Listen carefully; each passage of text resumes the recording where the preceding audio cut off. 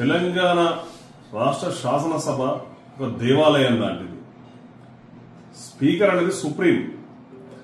అటువంటి స్పీకరు రంగారెడ్డి జిల్లా, ఉమ్మడి రంగారెడ్డి జిల్లా ముద్దుబిడ్డ, ఒక దళిత నేత, ఎన్నోసార్లు అసెంబ్లీకి అడుగుపెట్టినటువంటి మహానాయకుడు గడ్డం ప్రసాద్ కుమార్ గారి మీద పైన బీఆర్ఎస్ పార్టీ చెందినటువంటి ఎమ్మెల్యే జగదీశ్వర్ రెడ్డి గారు చేసినటువంటి వ్యాఖ్యలు దురదృష్టకరం అని చెప్పేసి నేను తెలియజేస్తా ఉన్నా. జగదీశ్వర్ రెడ్డి వ్యాఖ్యలు చూస్తా ఉంటే అతని దురహంకారానికి నిదర్శనంగా ఉన్నాయి. బీఆర్ఎస్ పార్టీ నేతలు వాడిన భాష తెలంగాణ రాష్ట్రంలో ఎవరు కూడా వాడరు. స్పీకర్ గారి పైన ఇష్టం వచ్చిన రీతిలో జగదీశ్వర్ రెడ్డి మాట్లాడడం చాలా బాధాకరం. అటువంటి వ్యాఖ్యలు చేసినటువంటి జగదీశ్వర్ రెడ్డి గారిని అసెంబ్లీ నుంచి బహిష్కరించి శాసనసభ సభ్యత్వాన్ని రద్దు చేయాలని చెప్పేసి నేను కోరుతా ఉన్నా. ఒక దళిత స్పీకర్ని అవమానించారు. దళితులు ఉద్ధరిస్తారంట వీళ్ళు బీఆర్ఎస్ పార్టీ నాయకులు. గతంలో మాజీ ముఖ్యమంత్రి కల్వకుంట్ల చంద్రశేఖరరావు 1,00,000 సార్లు చెప్పిండు, తెలంగాణలో బీఆర్ఎస్ పార్టీ అధికారంలోకి వస్తే దళితుని ముఖ్యమంత్రి చేస్తా, దళితులకు 3 ఎకరాల భూమి ఇస్తా, దళిత భూములలో ఇల్లు కట్టిస్తా, దళితులకు బోర్లేస్తా అని చెప్పిండు.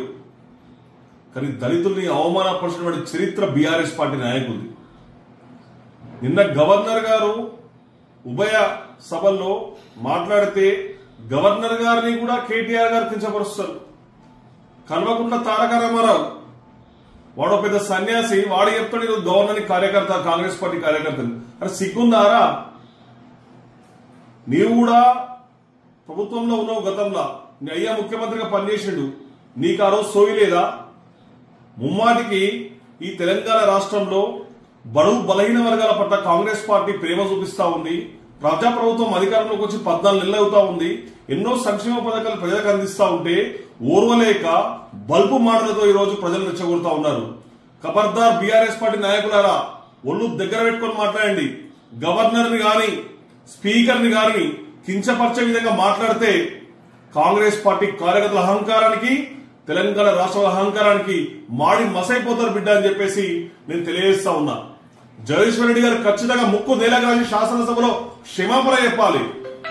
లేని పక్షంలో స్పీకర్ గారు అతన్ని శాసనసభ నుండి బహిష్కరించి శాసనసభ సభ్యత్వాన్ని రద్దు చేయాలని చెప్పి చేరుతా ఉన్నా. ఈరోజు స్పీకర్ ని గౌరవించాల్సిన బాధ్యత ప్రతి కుటుంబ సభ్యుల మీద ఉంది, ప్రతి సభ్యుల మీద ఉంది. అటువంటి నిండు శాసనసభలో స్పీకర్ ఏకవాక్యంతో మాట్లాడడం అనేది అతని దురహంకారానికి, అతని బల్బు మండల నిదర్శనం. ఈరోజు గతంలో సీతక్క మీద మాట్లాడారు, గతంలో తమిళసాయి గౌదర్ మీద మాట్లాడిండు. బీఆర్ఎస్ పార్టీ నాయకులంటే బీఆర్ఎస్ పార్టీ నాయకులకు ఈరోజు బడుగు బలహీన వర్గాల పట్ల ప్రేమ లేదు. ఈరోజు బడుగు బలహీన వర్గాల చులకన కనిపిస్తా ఉన్నారు. ఈరోజు ఉమ్మడి రంగారెడ్డి జిల్లాని అభివృద్ధి పరుచుకున్న ముద్దుబిడ్డ గడ్డం ప్రసాద్ కుమార్ మీద ఈ రోజు వ్యాఖ్యలు ఈ రోజు మంచి పద్ధతి లేదు. ప్రజలను కొడతా ఉన్నాయి. ఈరోజు ప్రజలు కూడా అసహించుకుంటారు. ఈరోజు బీఆర్ఎస్ పార్టీ నాయకుల తీరు చూసి ఈరోజు దయచేసి తెలంగాణ ప్రజలను ఆలోచన చేయండి. ఈరోజు గత 10 ఏళ్లు పరిపాలించారు.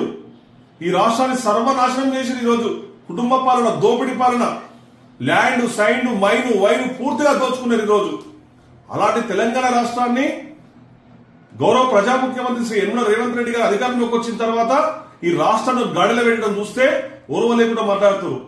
బిడ్డ, త్వరలో మీరు ఖచ్చితంగా మీరు చేసినటువంటి పాపాలకు ఖచ్చితంగా ప్రతిచర్య ఉంటది, జైలు పోవడం ఖాయం అని చెప్పేసి కూడా ఈ సందర్భంగా తెలియజేస్తా ఉన్నా.